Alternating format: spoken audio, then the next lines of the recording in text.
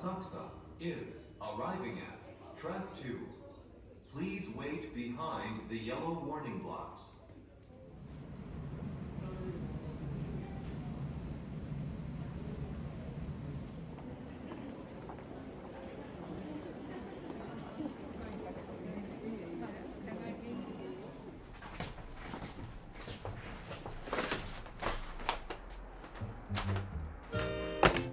はい、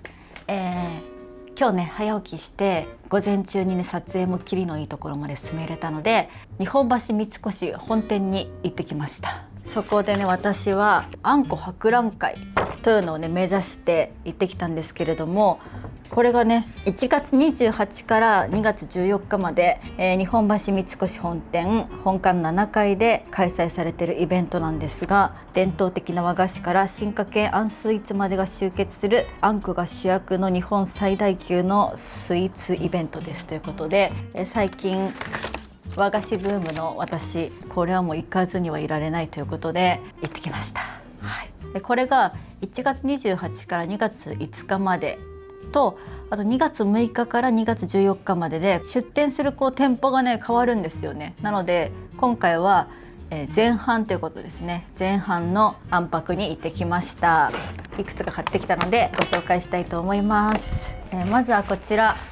京都の亀屋吉永さんの店舗で購入したものですね。じゃじゃん。日本橋三越本店限定の春いちごという和菓子です。ラズベリーとホワイトチョコレートを合わせた羊羹にもち羊羹を重ねました。上にはいちご、クランベリー、みかんをあしらい、ビジュアルも春めいた和スイーツですということで、このラズベリーとホワイトチョコレートの上にもち羊羹が乗ってて、さらに上にフルーツが乗っているというおしゃれ羊羹ですね。あとは同じく亀屋吉永でこちらスライス羊羹もゲットしました。これご存知の方多いんじゃないでしょうか。これ一回食べてみたかったんですよね。このパッケージの絵の通り、パンの上に羊羹を乗せてトーストするものです。袋の中に薄い羊羹が入ってて、その上にこれがバターなのかな、焦がしバター羊羹なんだこれ。バター羊羹が乗ってて、パンに乗せてこんがりトーストするとめっちゃ美味しいっていうのをね、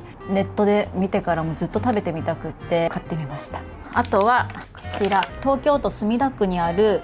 老舗和菓子屋華商青柳清家のいちご大福です。1個378円、みずみずしいいちごを滑らかなこしあんともっちりと柔らかい大福生地で包んだいちご大福ということで、もう王道のいちご大福買いました。あとはこちら、これはね香川県丸亀市にある和菓子店のコーヒーゼリーですね。こちらは宝月堂と神戸の萩原コーヒーがコラボした炭火焙煎コーヒーの苦みと粒あんの甘さが絶妙なコーヒーゼリーだそうです。下にねコーヒーゼリーが入ってるんですけど、上のところにこのあんみつみたいに仕切りがねあって、粒あんと白玉が3つ、生クリームが添えられてる和洋折衷スイーツですね。そんな感じであんこ博覧会あんぱくではこちらの4点購入しました。もっといっぱい食べたいものあったんですけど、もうだいたいこういうね和菓子って今日とか明日までの消費期限なので1人だと食べきれないから、もう厳選して4つ買ってきました。今日の夜ねこの羊羹と大福食べたいと思ってます。以上、あんぱく購入品紹介でした。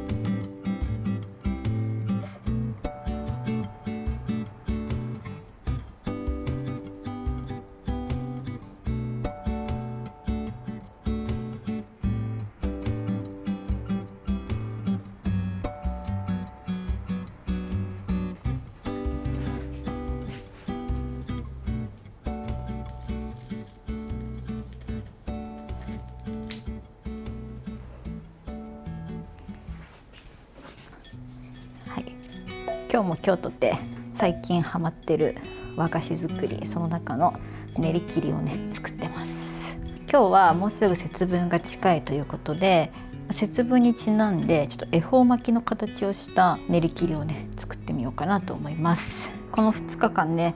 充実した1日にしたいと思って早起きを宣言し5時半に起きているんですけど、早起きは3本の得とよく言ったもので、最高に充実した2日間をね過ごすことができました。でこの2日間早起きして一番良かったなと思ったのは、読書する時間を作れたっていうことですね。本当にね忙しさにかまけてもうずっと本読んでなくって、読みたい本いっぱいあったんですけど、その中で最近本屋さんで見つけたアシュリー・ウォード博士が書いたこちら動物の秘密という本ですね。こんな分厚いもう辞書みたいな本、動物行動学入門という本なんですけども、これが面白すぎてなんかバズってたらしくって、一時期なんか読んだことある方もねいらっしゃるかなと思うんですけど、本当に哺乳類から昆虫、鳥類までいろんなね生き物の生態、そして動物たちの社会がね分かりやすく説明されてる本で、最高に面白いんですよ。本当にもう序章のねオキアミの話からもすでに面白くって夢中で読んじゃってますね。この本をね読む時間を捻出するために私は当分早く起きようと思ってます。なんて言うんですかね、自分たちは人間じゃないですか。だから人間だけが社会性をね持ってるって、思いがちなんですけど、そんなことはなくって、アリからそして哺乳類からそれぞれの社会があって成り立ってるんだっていうのをね、動物の生態を通して説明してくれる本なんですけど、本当に雑学的なね、もう明日誰かに話したくなるような動物たちの生態だったりとか、あとはあまりにも自分たち人間の社会と似すぎててゾクッとする瞬間があったりとかで、バッタの話の書を読んでると思ったら気づいたらアリの話になったりみたいな感じで、ポンポンポンポンねこう出てくる生き物たちが変わっていくので、もう飽きないんですよ。で大体その一つの動物たちの話をねじっくり読むのに、10分とか15分ぐらいでねほんとちょうどいいって感じなので、朝とかね夜のね隙間時間にちまちま読める本だなと思います。なんか人間社会の中で生きてていろんな人と関わっていく中で、私たちはこう様々な思いを抱えて生きてるわけなんですけど、動物たちにもましてや昆虫までにも社会があることを知って、なんか道端とかで見かけるアリとかそういうのを今後見たら、なんか私たちみたいに複雑には考えてはないと思うけど、アリにはアリの社会があって、その中でもがいて生きてるんだなって思うと、すごく感慨深いし面白いなと思うし、その動物のことを知ることで人間を知ることができる、そんな視点なかったので、他者を通して自分を知るということはまさにこのことだなと思いました。まだね700ページ分の150ぐらいまでしか言ってないので、まだねほんと触りのところしか読んでないんですけど、それでもねこんなに面白いとは、こんなにね夢中になって読んでる本久しぶりですね。もしねまだ読んだことない方がいたらぜひね、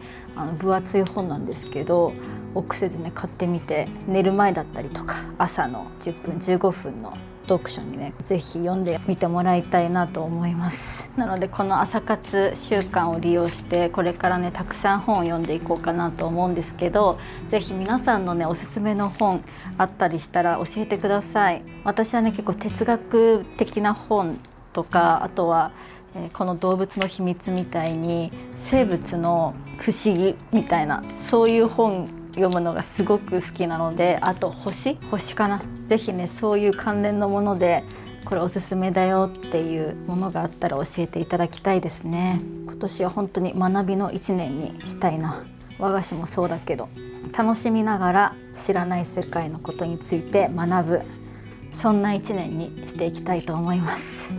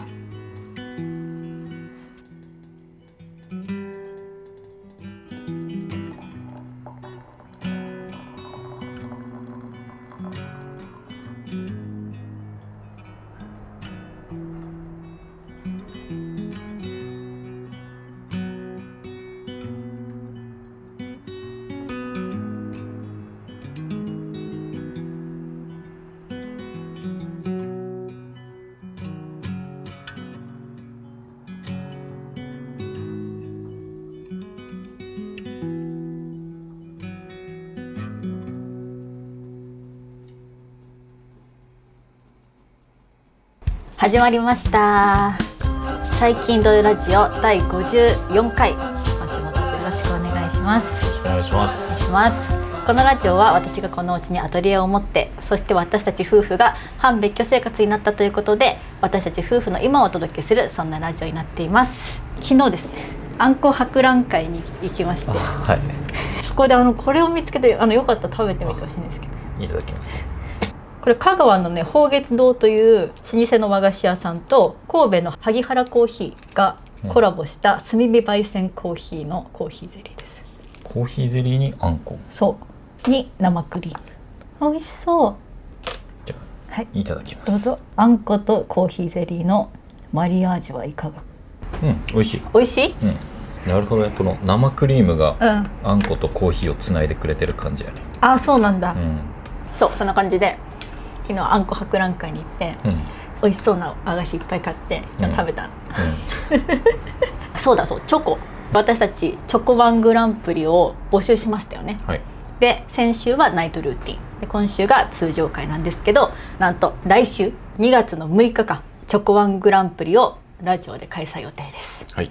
はい、お取り寄せ中ですよね。そうですね。はい、なので楽しみにお待ちください。ということで、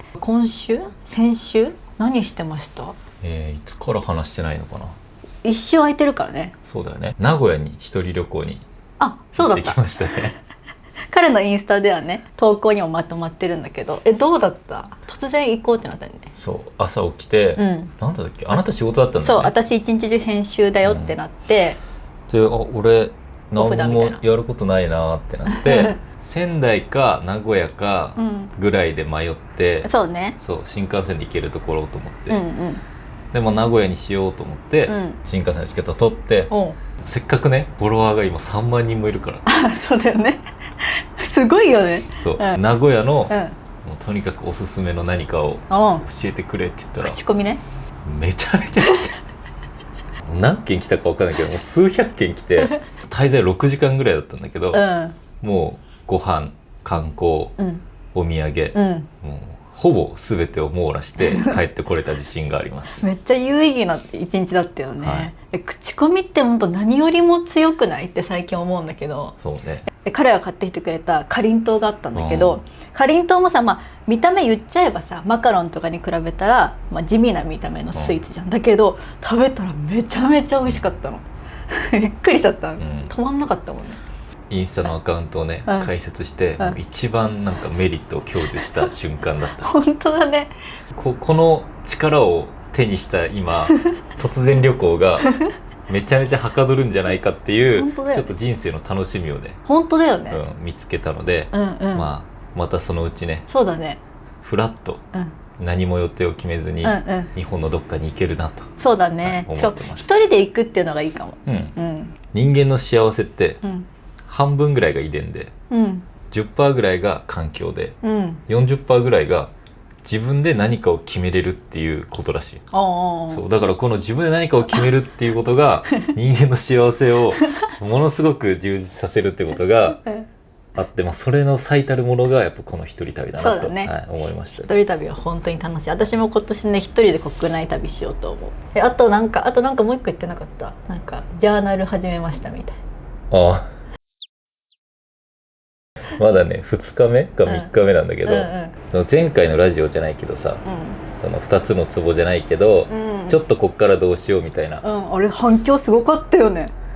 あれ見た？もうあんまり見れてないけど。見てよ。嘘。みんな思ってた？あれ反響すごかったの。本当に共感してる人も多かったし、あとやっぱり同じ思いを抱えてて、やっぱり先輩方が、こういうところで落としどころをつけるといいですよみたいな、いろんなコメント来て、もう一回見返してすごいから、なんか自分なりにね、どうしようかなと思って、あなたがさ、日記をまた書き始めたって言ったじゃん。だから、日記かと思ったけど日記ハードル高いよね、結構。そう、得意な人はいいんだろうけど、なんか今まで続けにくい感覚があって、じゃあどうしようかなと思って、その時にいろいろ調べてて出てきたのが、その音声ジャーナルみたいなやつで、今で言うと AI とかを使って、とにかく自分のその時思ったこととか感じたこと思いついた時にうん音声を使って、うん文字入力するっていうか、喋るのか言ってそう喋る。はいだからまあ1個プロンプトっていう、うんなんていうの、あなたは私のコーチングをしてくれる人ですみたいな。あで私が毎日うん気づいたこととか感じたことを音声でログを残していくので、うんそれに対するなんか次の一歩のヒントとか、うんうん自分が整理できてないことを箇条書きとかにしてまとめてくださいってうんうんいう風なものを一個設定しといへて、ーそこにずっと自分の音声ログを貯めていくの。はいなんだろうどんなこと喋るの？声もハードル高くない？いやと思うや、意外と人じゃないから、素直になれるっていうかあ、相手がね。そうじゃあ一個なんか例で話しかけたこと言う。教ねえて。いやもうほんとね、うんほんと恥ずかしいことばっかりないこれとか言える範囲。うん今ジムを終えて気になっていた近くの定食屋さんにご飯を食べに行きました、はい以前も行ったことがあるんですがその時は現金とペイペイしか使えなくてまた来ますということで店を後にしたんですけどようやくペイペイをダウンロードしたので食べることができました、定食は美味しかったし、うんお店の店員さんがすごく明るくてなんだか元気をもらいました、うん自分の仕事においてもちろん多くの人が関わってくれてるんですけど、日々こうやって顔を合わせてうんいるようなことが少ない仕事なので、うんこういうふうに感謝を伝えたり伝えられたりするような環境が少し羨ましく感じましたみたいな。ああ、その食堂内でね。そうそうあなかなかさ、そうね俺なんかもう全部画面上で終わっちゃうからあ、さそうだね。こうやって、うん俺が喋った部分、うんうん。こうやって整理してまとめてくれるの、そうへえ。っていうのをちょこちょこやってるっていう。これじゃあ歩きながら言うのこう言って。そうそうだから本当気づいた時に、うん交差点とか止まって、うんこうやっもにょもにょて喋るのこんなことを感じましたあ、でもいいと思なんか俺にはこっちの方が向いてるかなと思って、う。そうだね。整理してもらって、うんなんか綺麗にまとめてもらえるっていうのは、うんあなたにの性格にすごく合ってるそうそう気がする。だからなんか今日気づいたことを喋ってこういうことが嬉しかったですって言ったら、昨日あなたはこういうこと言ってましたよね、あーここが実は解決に向かってるんじゃないですかとかあ、を紐付けてくれる。そう紐付けてくれるかあ、らめっちゃいいね。結構面白いっていう。それは別に特別なアプリ？チャット GPT にプロンプト作るだけ。そうへえ、すごいいいかも。私も日記やってるけど、うんモヤモヤしたこととかいろいろさ、ん学びとか書くけど、うん自分でぐるぐる書いてるだけで、うん確かに前書いてたことと関連づけてとかないから、その自分が覚えてないとなんかずっと同じことをモヤモヤ書いてるなみたいな時ある。そうやってあなたみたいにじっくりじっくり練り上げていくみたいなことが向いてる人もいると思うし、うんなんか俺みたいになんかすぐ整理してほしいというかその場その場で、ってことはこういうことだねってことはこういうことだねみたいな感じがなんかすごい今のところ楽しいかもと思ってめっちゃいいじゃんそれ。やってる。ちょっと続けてみてそれ。そうそう私も結構ね日記は続いてます。昔は頑張ってポジティブなことを書こうみたいな思ったんだけど、もう日記だからもう逆にここに吐き出しちゃえば、その誰にも見られることなく自分の中でこう頭で考えてるよりも書き殴っちゃった方が一旦そこで整理されるので、結構ね愚痴とかも書くこうやって、そうでもそれがこのジャーナルがさこういうノートに4つ区切りで、もうほんとワンツイートぐらいしか書けないからだらだら書くことができない分、ね、愚痴もスパッて終わるからいい。あと私は最近だと先週ラグビー見に行きました。あ、そうね。はい、友人のキコちゃんに誘われてラグビー見に行ったんですけど、キコちゃんの旦那様、稲垣選手が通算150試合記念という特別な試合だったので、ぜひ見に行かせてくださいということで一緒に行かせていただきました。いやめっちゃ楽しかったよねってかもう本当すごかった。興奮したし、なんか尊敬の念も抱いたし、熱くなったしでちょっとラグビーにちょっとハマったね。そもそも見に行くまではラグビーのそのルールすらちょっとよく知らなかった。申し訳ないんだけど、その行く前にね YouTube でラグビーのルールって調べて、いやもうそのイギリスのサッカー観戦の時も思ったんだけど、生で見る人と人とのぶつかり合いの音すごかったよね、サッカーよりもやっぱすごかったね。なんかそうね、もう直接のコンタクトがいやでもラグビーこそやっぱ生で見て人と人がこうぶつかり合って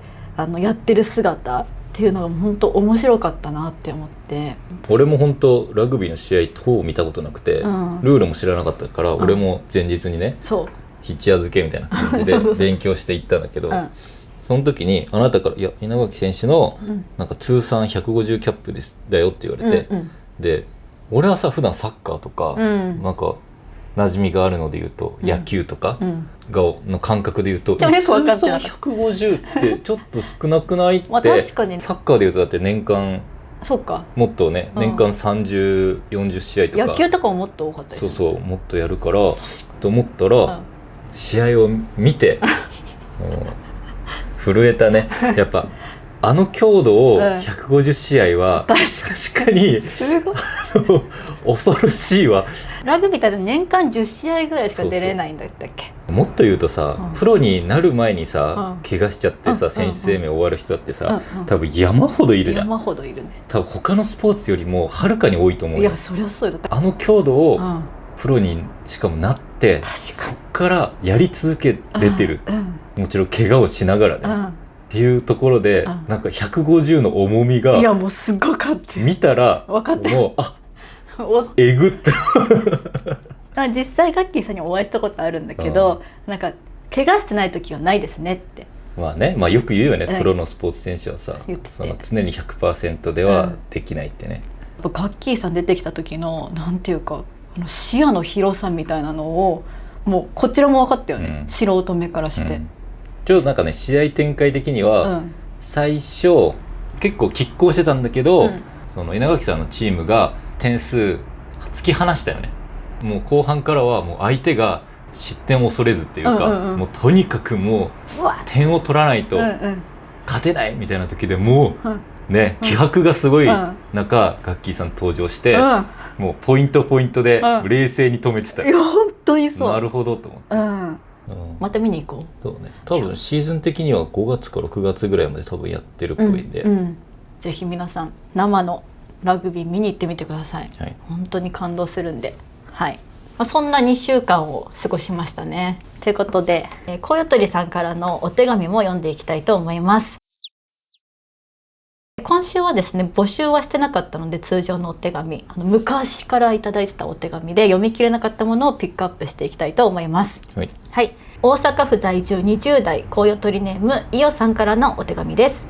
これは去年年末に2025年頑張ったエピソードを募集した時にいただいたものです。お題の頑張ったエピソードについて、昨年までは仕事や趣味など全力投球した何かがあるのですが、今年は妊娠したこともあり静かにのんびり過ごした1年になりました。仕方ない事情とは思いつつ、何かを必死に頑張れなかったことを少し後ろめたく思う自分もいます。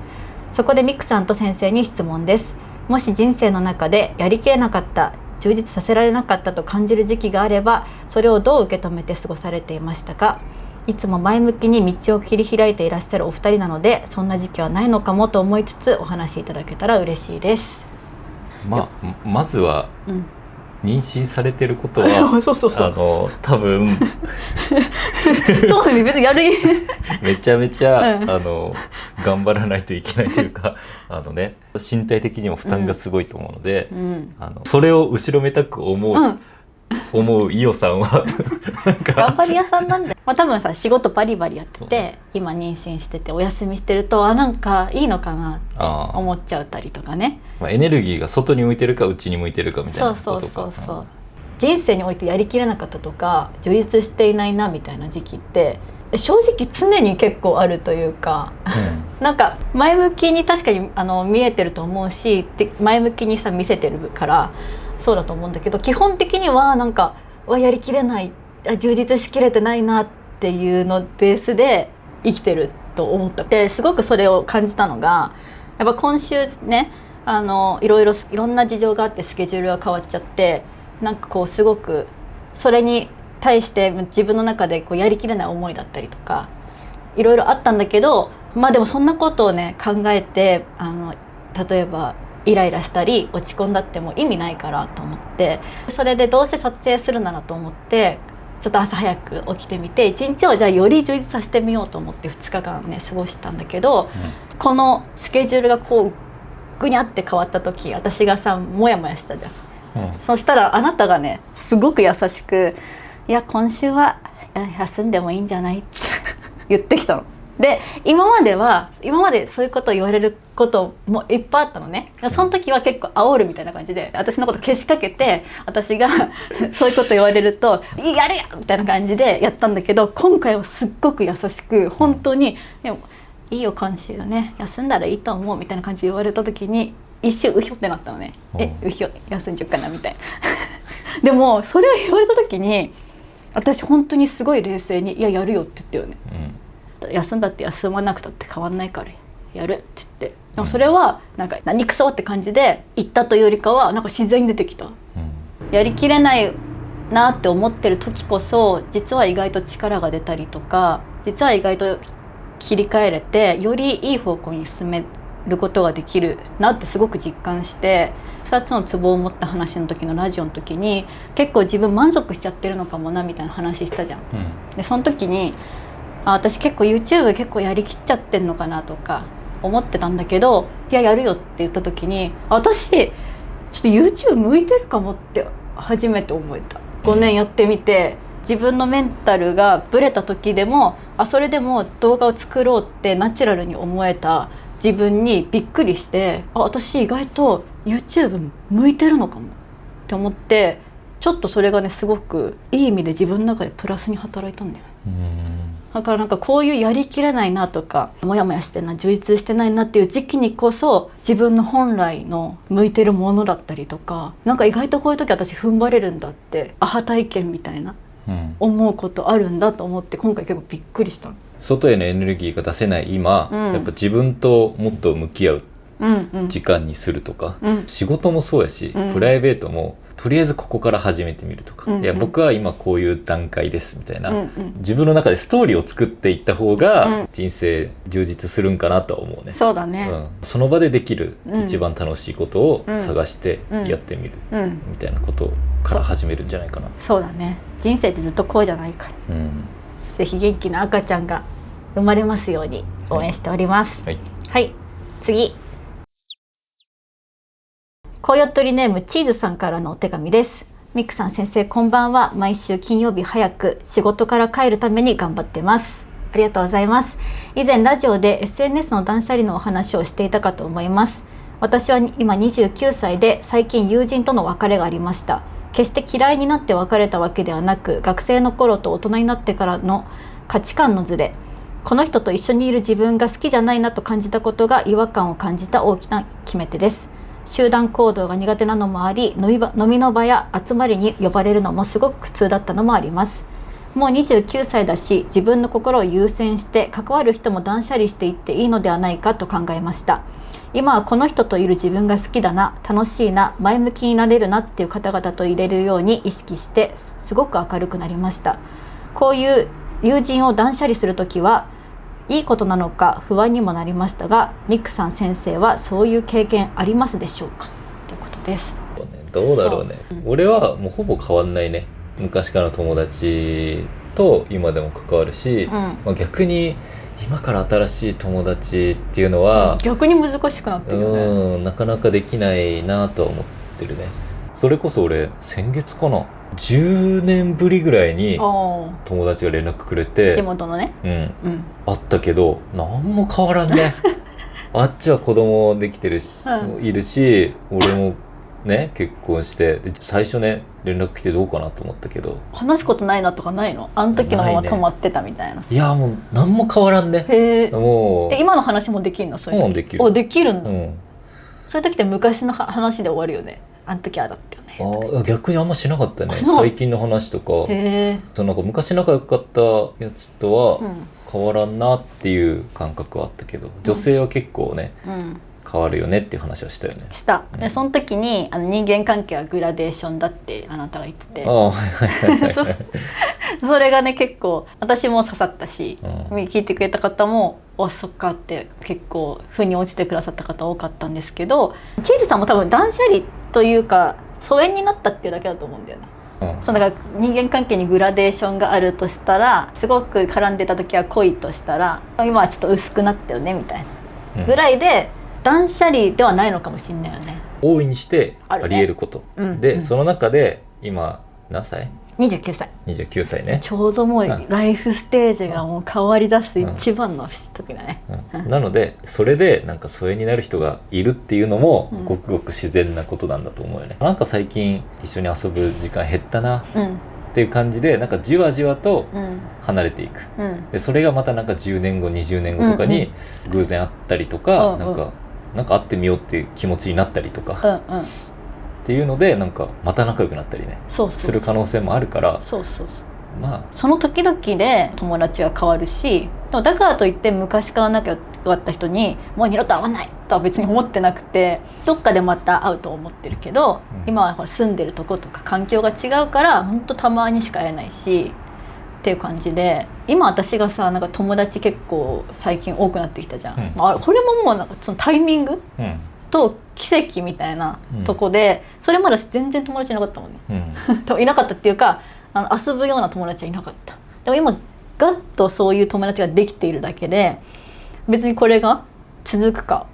わからないし、でもだからといって今遊んでる友達とライフステージ変わったらもう会わないとか思ってるわけではない。ゆるくずっと続いていくだろうな、みんな素敵な人だしって思ってる。なんかで見たけどね、自分の今いる周りの友達5人の平均が自分なんだって。友達が変わったって思うこと多いじゃん。この友達と疎遠になる時ってさ、相手が変わった、なんか違うなみたいなと思ってると思うんだけど、実は自分も変わってる可能性があるんだよね。